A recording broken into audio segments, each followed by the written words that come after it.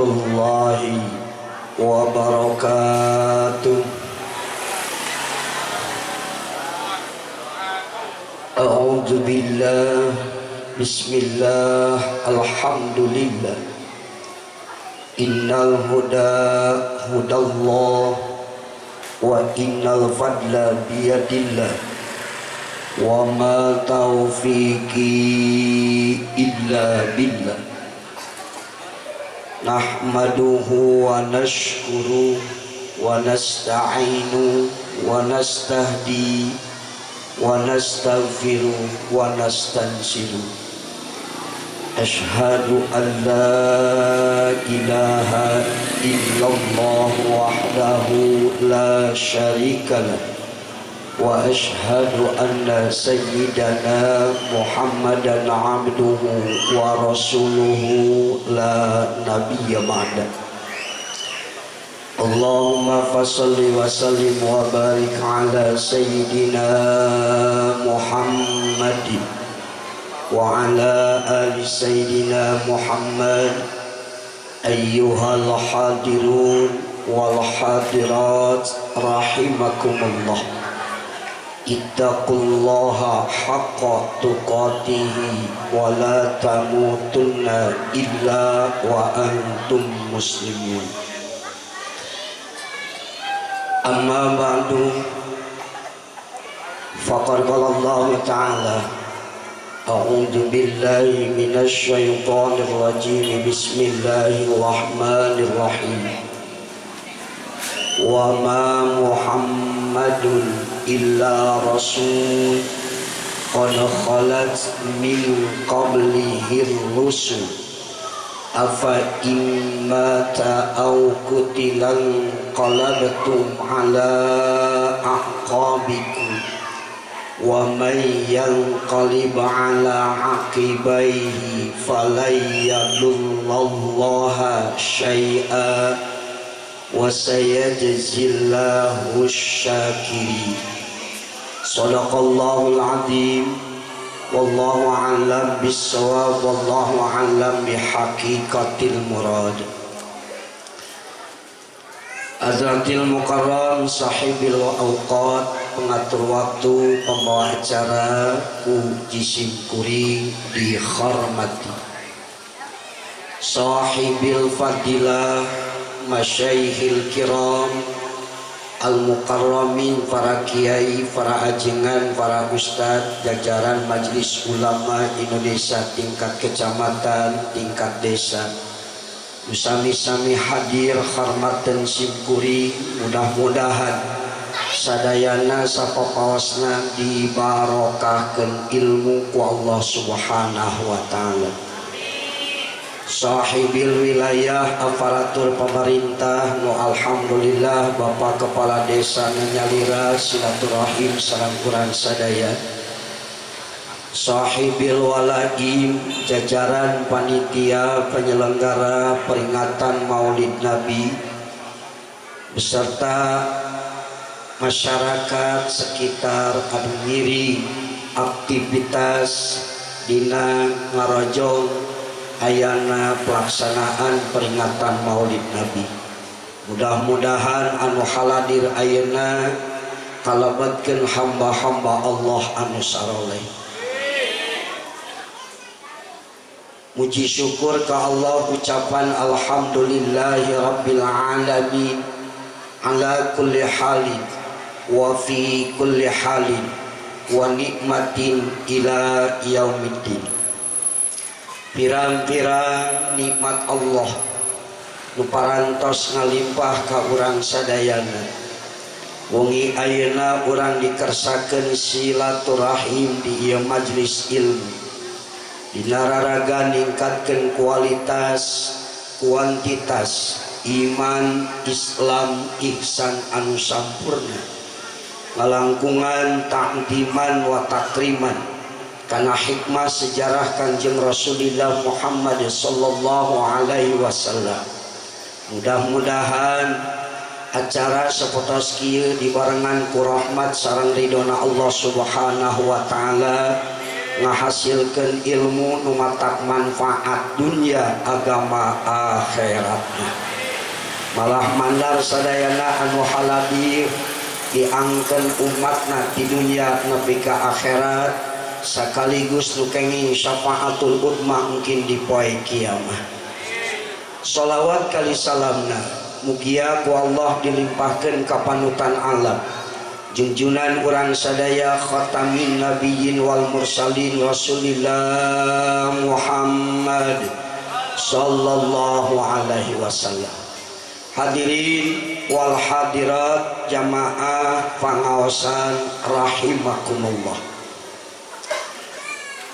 Rasulullah sallallahu alaihi wasallam dilahirkeun ka alam dunia.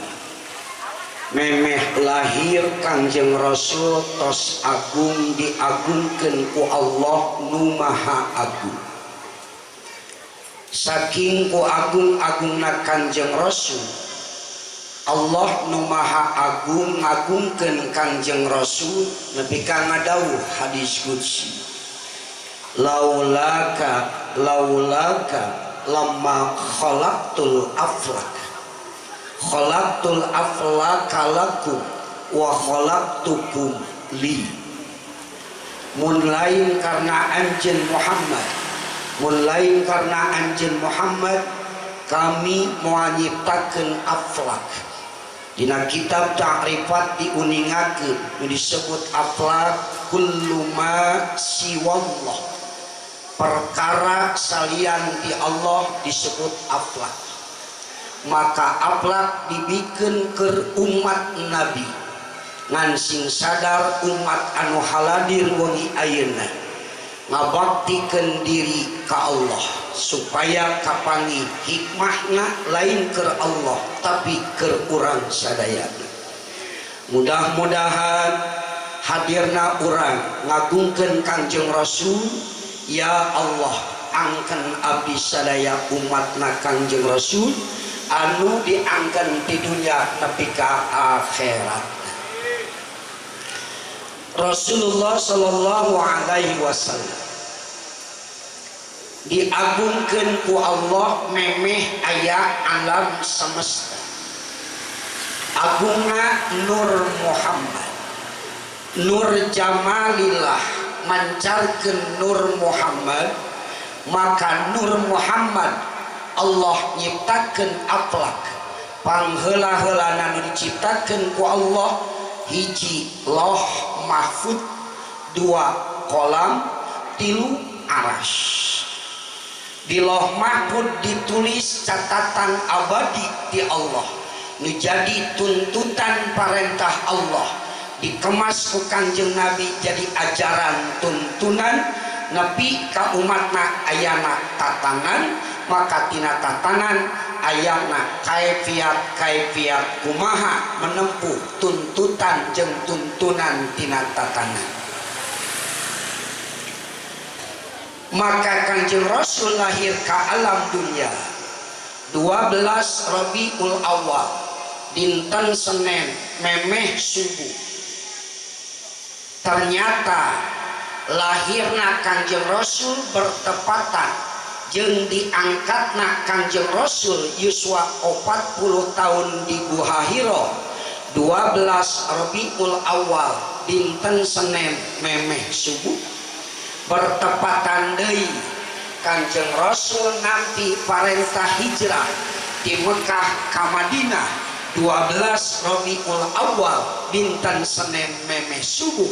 Bahkan sakaligus Kanjeng Rasul pupus di Madinah yuswa 63 tahun kirang 88 dinten 12 Rabiul Awal dinten Senin memeh subuh. Ieu tuntunan di Kanjeng Rasul ayana tuntutan perintah Allah kalimah anu abadi la ilaha illallah Muhammadur Rasulullah. Maka kalimah ieu di akhir zaman alergi ke umat Islam di akhir zaman ayeuna. ditulis dina bendera bodas ngaranna liwa, ditulis dina bendera hitam ngaranna royah, maka disebut di Indonesia mah adalah organisasi terlarang. Padahal lain la ilaha illallah Muhammadur Rasulullah anu lepatna oknum anu ngajalankeun la ilaha illallah Muhammadur Rasulullah anu salah. Urang ilustrasi kawas tukang tani nyanak binih peuteuy dipelak di kebon, can pernah aya tukang tani melak peuteuy jeung hileudna. Ngan eta peuteuy dipelak jadi buah peuteuy, dialak peuteuy ternyata dina jero peuteuy aya hileud, maka disebutna oknum peuteuy. Program pamarentah teu aya nu salah, ajaran agama teu aya nu salah, nanging oknumna nu nyimpangkeun ajaran-ajaran program-programna, maka layak disebutna si hileud peuteuy.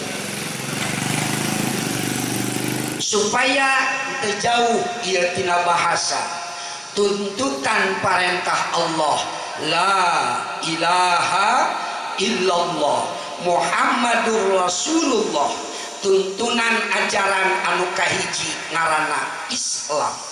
Maka Islam digarap ku anggahota badan, ieu anggahota